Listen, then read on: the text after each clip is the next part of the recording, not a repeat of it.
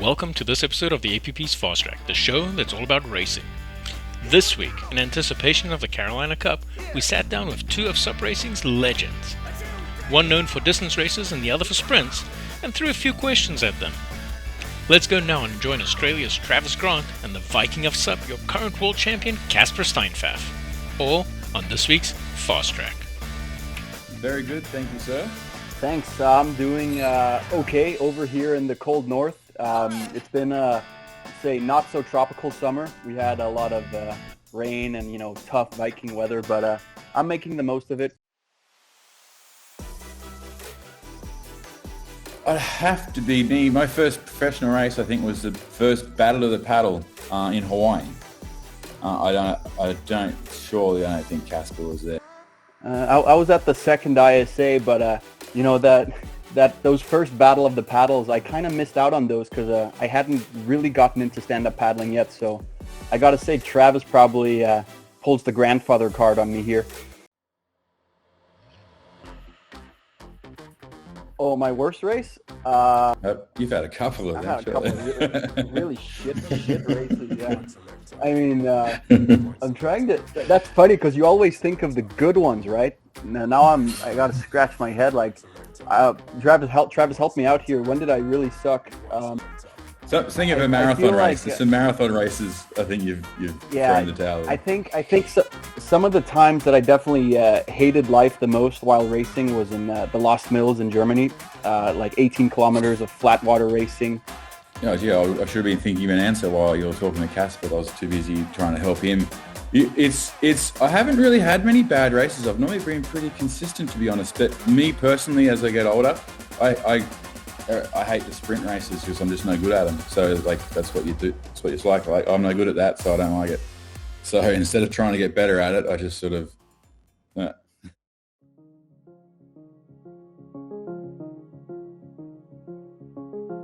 I got your questions.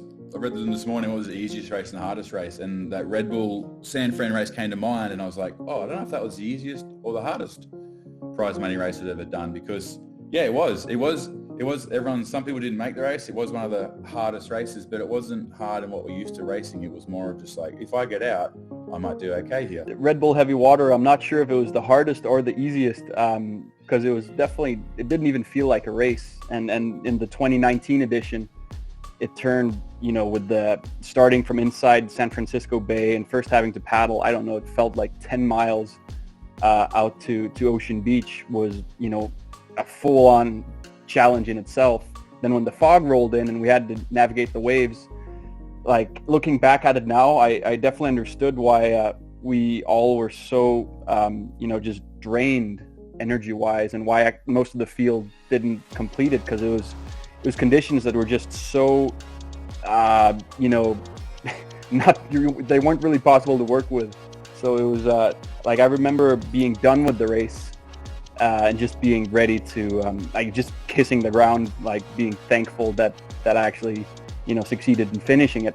But I want to say, I think Travis had the best strategy there in 2000, and was it 17 or 18, where you just, Travis showed up right after, took the red eye from Hawaii, showed up at the race, and you didn't even have time to psych yourself out looking at the waves, really. I think that was the preferable strategy. I didn't even get to see the beach, you know what I mean? Yeah, we started from out the back that year, so I had no idea how big it was. I didn't even know what the way, I was like, it should be good.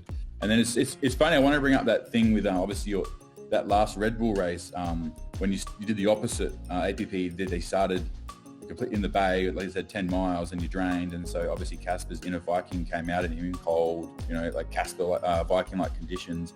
I thought in that race with the marathon being first 10 miles that there's no way Casper will win this year, because it's such a long stretch. The good paddlers are going to get so far away that, first to the waves, and he somehow, that's the thing with the race, everyone was so exhausted they couldn't handle the waves, and somehow he snuck in and out, however many times you had to do it. No doubt, I go for the surf any day. The more waves in the race course, the better, if you ask me. But I'm totally biased and brainwashed from growing up as a surfer. So that'd be my perspective. I don't. Do you agree, Travis? Do you prefer surf races? I don't know. Everyone likes flat water.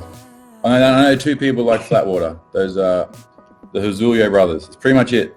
Hopefully we'll do. I mean, I was at a question for you, Casper. How did you get good at sprinting? Or like you didn't start paddleboarding to sprint, because there weren't that many sprint races in the beginning. It was more obviously myself, Jamie, and Danny. It was sort of all a paddling. So everyone's learned to paddle, and then the short races sort of started evolving, and then you young guys just sort of gravitated to it. What made you so good at sprint racing, or you just all of a sudden had a good result and like, I'm going to focus on that instead of these distance races? Well, it's so freaking bizarre, because like you're right, in those early days of, like, I started stand-up paddling 2008 and started competing in 2009, and like I remember all the races were distance races, and that was kind of what I got psyched on as well in the beginning.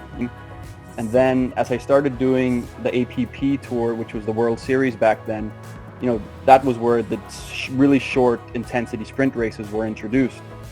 And I think you're right, Travis. It was partly also I got a good result there. I started seeing that I had that fast cadence inside me. And as a young kid, if you do well as a young kid doing something, it definitely motivates you to keep pursuing it. And I wanted to make the sprinting my trademark. Well, you've definitely done just that. That's for sure. Thanks, mate. See you, Casper. Yeah. Good luck training, buddy. See you, Travis.